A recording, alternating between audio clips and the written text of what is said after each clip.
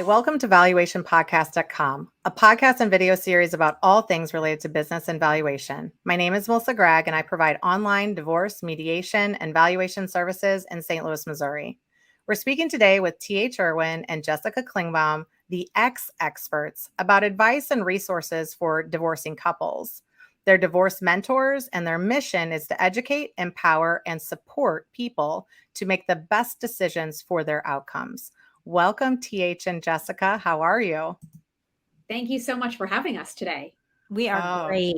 So happy to be here with you. I think a couple of the other things that we've kind of talked about throughout this, but in making all of these mistakes that you probably made, having it be the first time that you ever got divorced and you didn't really know how to do it anyway, what were some of the biggest lessons that you look back and say, that was important for me to understand through this process? Not like silver lining, but it can be silver linings, but just things that you would maybe have learned from this process.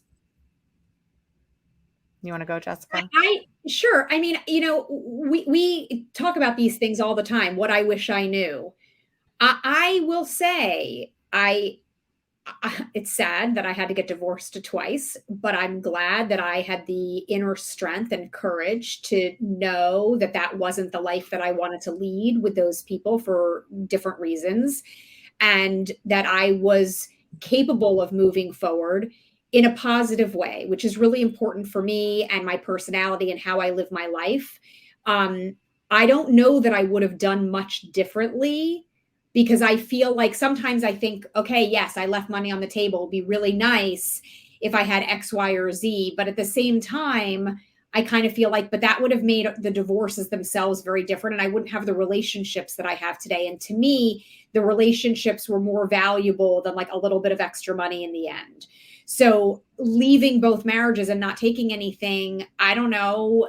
I don't know that I would do that differently today. I did the exact same thing the second time that I did the first time. I didn't take anything, and I was just like, you do you and I'll do me, and we'll at least be able to stay friends. So I think that what I learned from my first one was really kind of what I did in my second one, which I am glad about. For me, I think it worked for me. I think that T.H. has different lessons because her process was totally different. Well, I want to say, first of all, what I wish I knew overall being in this type of relationship is that I was going to be okay. You're going to be okay, and your kids are going to be okay. I don't know what okay looks like, but you're going to be there. And I wish I had trusted my gut, because it was literally making me sick. And we speak to many experts and many people who have been through divorce who literally have created illnesses for themselves because of the angst of this type of a marriage and relationship, emotional abuse, financial abuse, all of it or some of it or none of it. Keeping stuff locked inside, you only hurt yourself. You're not hurting your spouse, and you're also indirectly hurting your kids, because you just can't be your best self. So I would say that for sure, you are going to be okay. As far as the process, because it's like, when you're the only one building a house in the street, everybody's working at your house, right? Everybody's building your house. Oh, I can't get the plumber for 2 months. Yeah, because they're at your house. That was my divorce. Everybody was at my divorce. I knew everybody. I was whatever. Not a great place to be. And when you are divorcing a difficult person, a narcissist in particular, doesn't really matter what you want in your divorce. Doesn't matter that I wanted to go mediate. It doesn't really matter anything I said. I was dragged along like a puppy dog on a leash. It didn't really matter. What would have been good, which we've learned through our Divorce Etc. podcast interviews with people, is I hired a bulldog. He hired a bulldog, and he wasn't negotiable. I basically had 3 people against me, not one. I also would have challenged my lawyer more. I trusted her, but both my dad and I were like, is this really necessary? Yes, it's necessary. Okay. All right, it's necessary. Okay, okay. Meanwhile, you could fire your lawyer. It's a pain in the ass. You have to start all over again.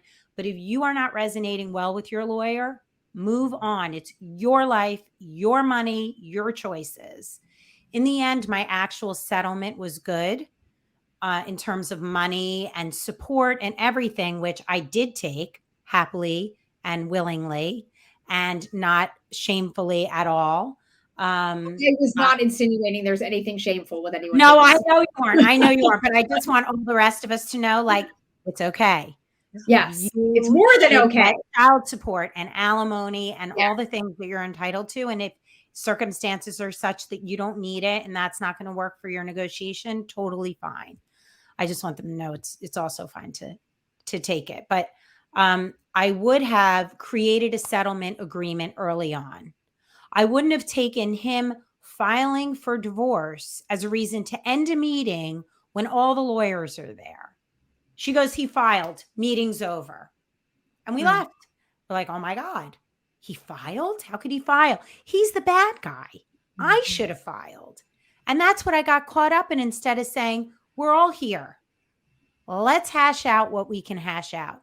I deposed like 15 people. You know how much money that is in lawyers' fees? And if I had to hire Melissa, like, and anybody, all these experts, like Melissa would have been part of my arsenal.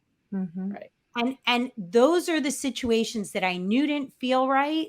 And I was like, oh, all right, well, the lawyer said so. Okay, but what do you say?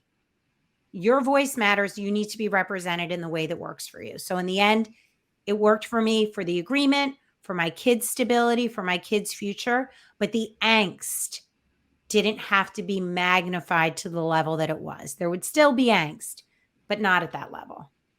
Yeah, and I think we talk a lot about that on our end about negotiation strategies and, at what pivot points. But, you are talking about litigation and you are talking a lot of times we're defaulting to the attorneys and like, well, this process, but they have been in this process and they fight to the death until the day.